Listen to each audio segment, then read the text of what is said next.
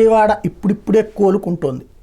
వరద అటు పక్కన కృష్ణానది వరద తగ్గుముఖం పట్టడంతో ఈ బుడమేరులో నుంచి మళ్ళీ నిన్న కూడా మళ్ళీ కొంత వరద వచ్చింది. అయితే ఆ వరద వాటర్ ఈ దఫా విజయవాడ మీదకి కాకుండా వెలగలేరు రిజర్వాయర్ గేట్లు ఎత్తితే విజయవాడ మీదకి వెళ్ళిపోతుంది వాటర్.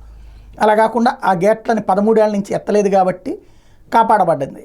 ఇప్పుడు 13 ఏళ్ల తర్వాత ఎందుకంటే కింద కృష్ణానదిలోకి వెళ్ళడానికి బుడమేరు నీళ్ళకి ఛాయిస్ లేకపోయేటప్పటికి ఇటు పక్కన గేట్లు ఎత్తేసేటప్పటికి యువతల పక్కకు వచ్చి కొట్టింది. దాంతోనే విజయవాడ అంత నష్టపోయింది. ఇప్పుడు వరద అక్కడ కృష్ణానదిలో తగ్గుముఖం పట్టేసింది. ఇప్పుడు 7 లక్షలు 8 లక్షల క్యూసెక్కులు తర్వాత 6 అట్లాగే తగ్గిపోతూ వస్తుంది. కాబట్టి ఈ నీళ్లు అటు వెళ్ళడానికి అవకాశం ఏర్పడింది. దానివలన ఇప్పుడు నిన్న మళ్ళీ పొంగినా కూడా వెంటనే ఆ నీళ్ళని అటుకు డైవర్ట్ చేయడం వల్ల ఇక్కడ క్రమంగా ఇక ఉన్న నీళ్లు తగ్గిపోవాలి, అటు కొల్లేరు వైపుకి వెళ్ళిపోవాలి ఈ నీళ్ళన్నీ కూడా. అలా తగ్గినప్పుడు మాత్రమే పరిస్థితి ప్రశాంతంగా ఉంటుంది. ప్రస్తుతం కొన్ని ప్రాంతాల్లో రోడ్లు కనబడటం ప్రారంభించినాయి, లేదా మోకాళ్ళ లోతు నీళ్లు ఇంకా అంటే కాస్త డౌన్గా ఉండేటటువంటి చోట్ల నీళ్లు స్టాగ్నేట్ అయ్యి ఉన్నటువంటి చోట్ల మాత్రమే ఇబ్బంది అవుతుంది. క్రమంగా సహాయక చర్యలు కూడా ఇళ్ల దగ్గరికి చేరగలుగుతున్నాయి.